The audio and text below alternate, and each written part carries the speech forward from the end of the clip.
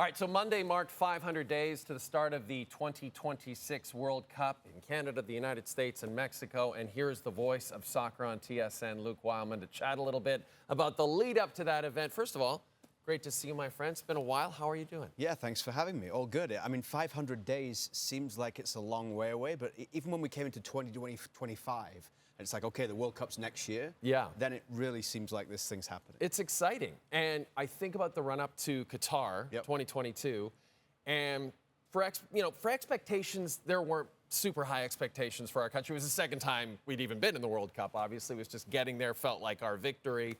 But Copa America seemed to change things, Luke, right? Just the strides that we made in Copa America. How has that changed your expectation for this team going into 2026? Yeah, you're right. I think that whole run to getting to Qatar was all about trying to qualify. And to be fair, even when qualifying started, I think a lot of people didn't expect Canada to actually make it to Qatar. It was maybe coming too soon, but they had that incredible run. They got there, and then it was about, okay, can they even score a goal? Right? Can they get a point, which they didn't manage to do yet?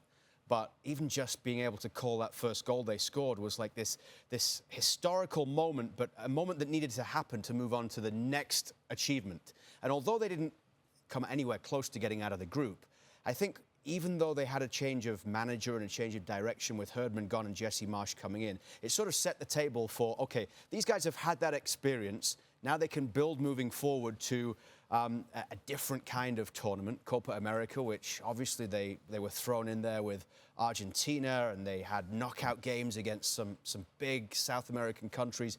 Even before that, when Jesse Marsch comes in, he's like, bring it on. Let's play in France. Let's play against the Netherlands. Yep. So they have all this experience behind them now, which is a long way round to say that when you come to 2026 on home soil, where you often get host nations having success because of that home soil bump, not only now do we not have to think about them scoring the first goal, they've done that, but they should be getting the first point. They should be getting the first win. They'll be seeded, so they should be getting out of the group.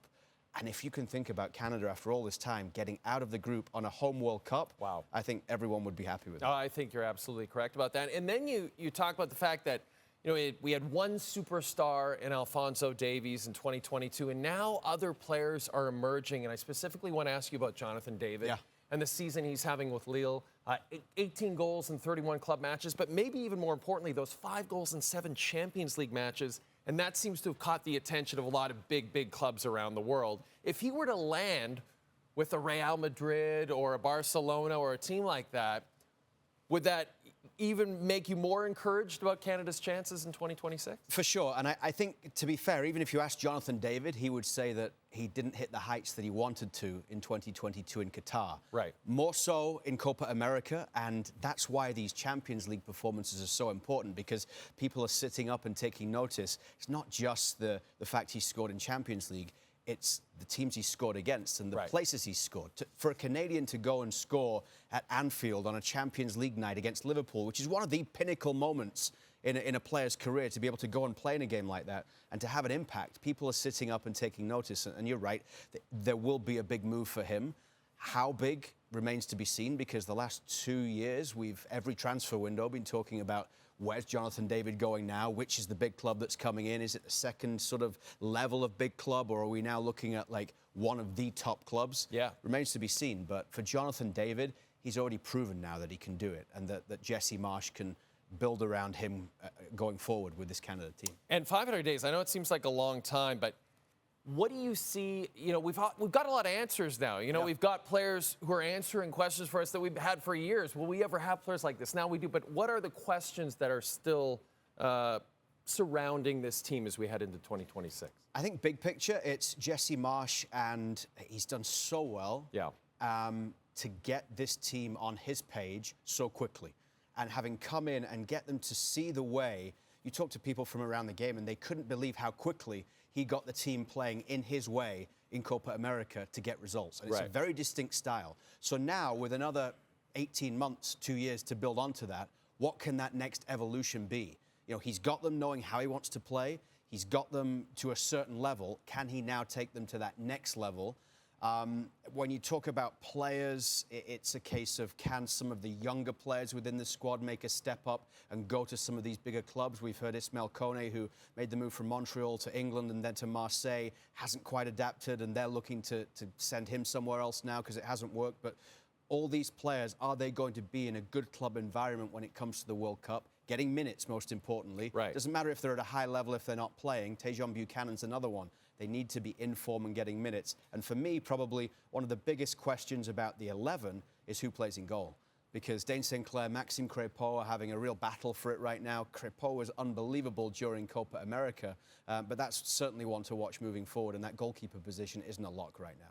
And Jesse Marsch said in his interview with Matthew Shinetti on our show yesterday that every game Canada plays is a test because they don't have to qualify for this tournament. So what are the tests that this Canadian team will be facing over the next year and a half? Well, there are two big things coming this year, and one is coming very quickly, which is the Nations League semi-final and then hopefully the final in March. And that's an opportunity for Canada to win a big trophy against the likes of Mexico, US.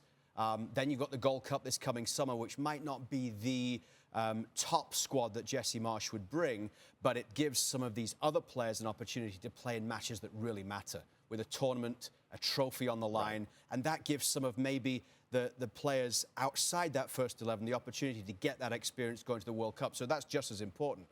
And then everyone wants to come here right now. Everyone, because of the World Cup coming up, wants to be playing in Canada, Mexico, the US for these friendlies. So Jesse Marsch has said he looks to be able to get some big matches coming up for this team over the course of the next 18 months. And that'll be huge if they can face not only some big teams like they did with France and Netherlands heading into Copa America and test themselves against that level of opponent, but also some different styles, so that you play teams from different parts of the world over the course of the next 18 months, so that when it comes to the World Cup, and they'll know, of course, 6 months out when the draw comes in later this year, who those group games will be, then it's about targeting friendlies that can replicate what you're going to face and the different styles you face around the world of teams. So there are trophies on the line this year.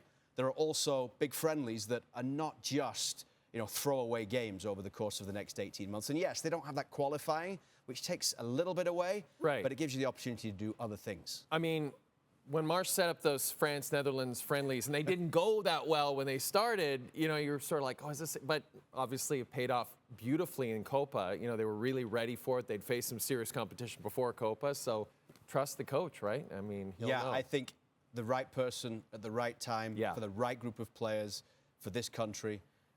Jesse Marsch it's been a home run so far. He's been great. And he can galvanize this group, galvanize people from coast to coast, and make next summer a very special time.